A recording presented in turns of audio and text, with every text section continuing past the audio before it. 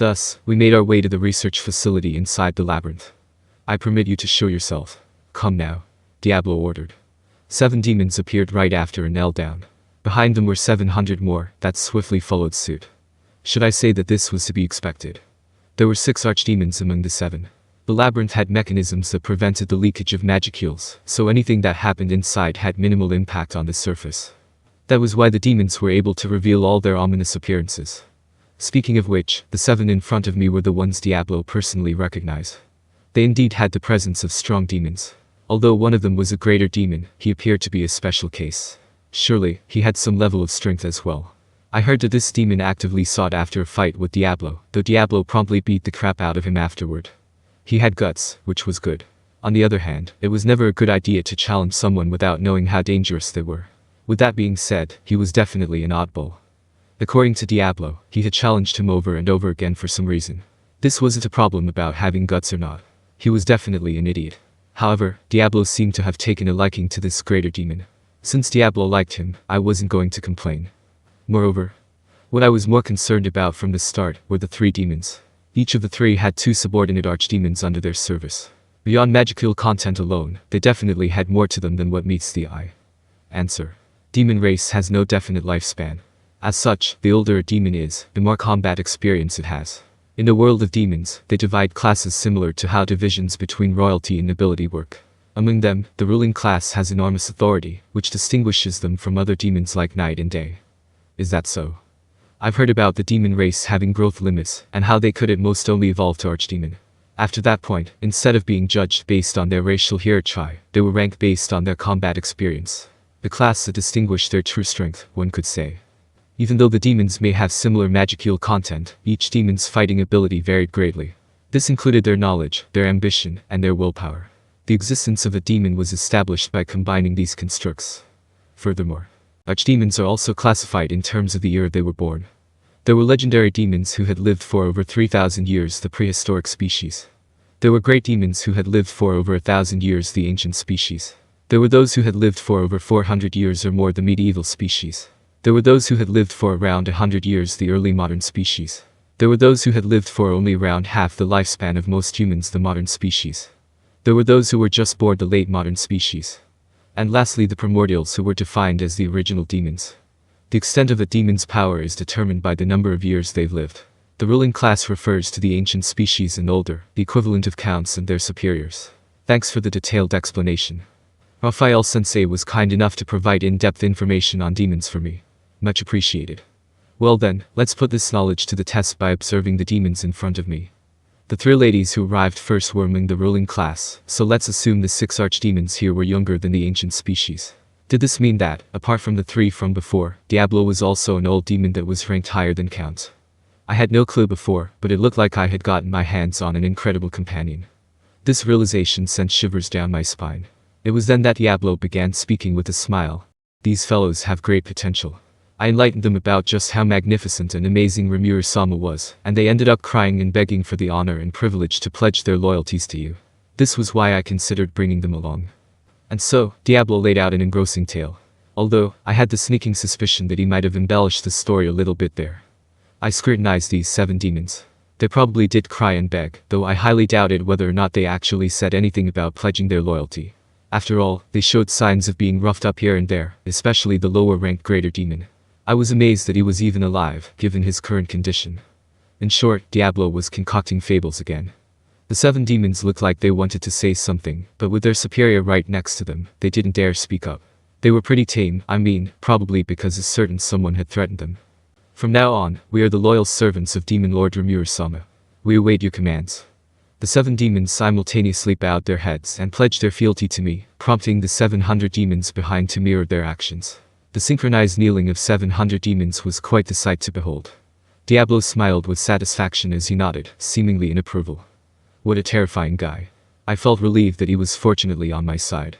Since the demons were spiritual life forms, without physical corpora, their mana would gradually dissipate if they remained in this world. It would be difficult for them to maintain this form for a long time, so it was imperative that we granted them bodies as soon as possible. The method was simple. First, use Gluttonous King Beelzebub to predate on the demons. Then, use Wisdom King Raphael to fuse them onto the emulated souls of the figures growing in the growth capsules. Of course, the result was a resounding success. After obtaining their bodies, the demons began changing to their preferred forms. They would completely integrate in 2 to 3 days.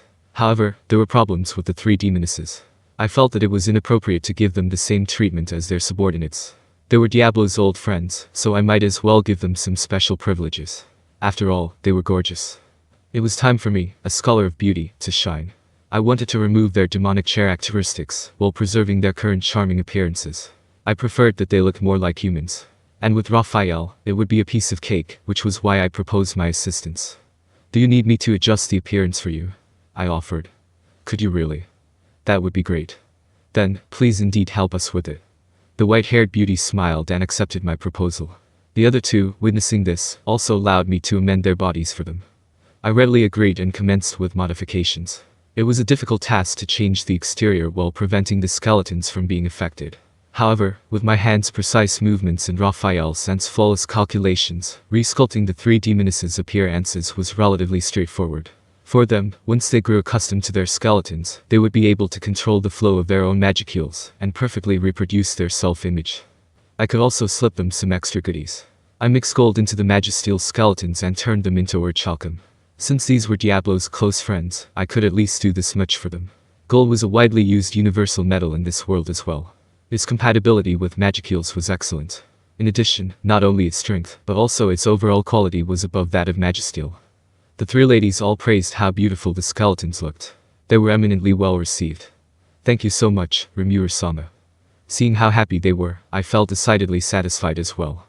And so, my work here was done. Now, we just had to wait for them to wake up. Oh yeah, it's inconvenient not to name them, and just as I thought so. Oi oi oi, what have you guys been up to since last time? Yahoo. Rimuru. Did Diablo bring his subordinates? Are you gonna introduce them to, eh? Dino, Ramiris and Valdor demonstrated their hobby of rubbernecking and ran to us. Just as Ramiris said, Diablo has brought his subordinates. These people are all demons, that's why I was preparing the bodies back then I explained to Dino, who was out of the loop. Actually, I've heard about all that. Then why are you so surprised if you've already heard about it? This is another miraculous sight. Diablo sure is incredible, to suddenly assemble so many demons. Ah, it was because of the large gathering. Indeed, there definitely were a lot of them. It was thanks to Valdor's remark that I realized why Dino was shocked. Had I not heard about it beforehand, I would have been even more shocked.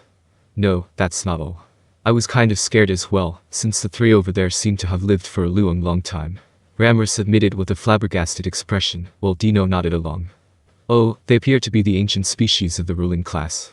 They apparently have lived over 1,000 years, I added. Eh? Did you make a mistake somehow? What mistake? There's no way Raphael's explanation could have been mistaken. Negative. It is a misunderstanding. Because there is no knowing the precise time and year of their existence, the deduction is purely speculative. The so-called lived for over 1,000 years can even include those who have remained alive for over 30,000 years. I see, this was the correct definition. The one description, lived for over 1,000 years, included 3,000, 4,000, and even 10,000 years. Raphael didn't make a mistake, but it wasn't necessarily the correct interpretation either. Even if you guys say so, it's inappropriate to ask a girl her age, Ward Ramiris. Gahahaha, I learned about this lesson as well. It will make you seem like a troublemaker and piss people off, Valdor boasted. In any case, how long they've lived isn't that important. It's enough to know that the powerful demons of the ruling class have become our companions. If Rimuru can accept that, I won't object. What an impressive mincet, I wouldn't be able to mimic it. Kufufufufu, as expected from Rimuru-sama. What you meant must be it didn't matter how long they've lived, but how they've lived. While Ramiris and Valdor voiced their opinions, Diablo seemed to have given a really good summary. Feeling slightly embarrassed, I still nodded in agreement, nonetheless. Dino and the others' interruption almost made me forget about what I was going to do. I wanted to name the demons. Let's cut to the chase this time. I planned on giving them supercar names like Diablo. I wasn't trying to imply that their price tag indicated their strength, but was simply just borrowing the names of premium sports cars. From today onward, you shall be known as Testarossa, Ultima, and Carrera. I announced in a majestic tone to the 3 golden skeletons floating inside the growth capsules. The first female had exquisitely shining white hair and snow-like pale skin. In contrast to her porcelain skin, her elegant eyes and soft, striking lips were a brilliant shade of crimson. That touch of red reminded me of the beautiful Ferrari Testarossa sports car. The violet-haired, energetic girl was the one I named Ultima. She was full of energy, a characteristic quite reminiscent of the Ultima GTR supercar. Carrera, which went without saying, referred to the famous Porsche automobile. The blonde-haired girl had a pair of coquettish eyes, just like this famous car that picks its owner. Hold on, or... Dino, alone, scrambled in a panic. You can't just name these people so casually. It was too late to give advice like that now.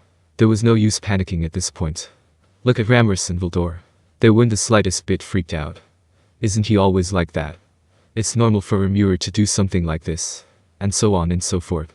They quickly changed the topic thereafter.